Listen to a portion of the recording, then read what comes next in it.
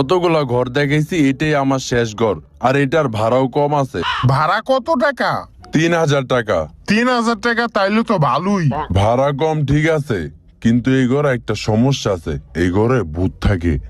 আরে কাকা, ওইটা সমস্যা নাই, আমরা এই ভূত টুট ডরাই না।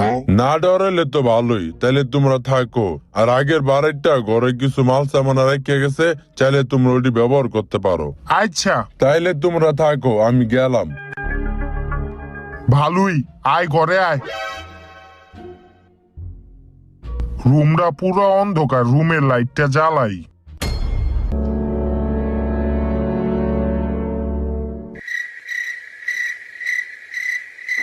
এক লাখলা মুড়ি খায়, আঙ্গু একটু কয়ও না। আমরা খালি কি হইছে?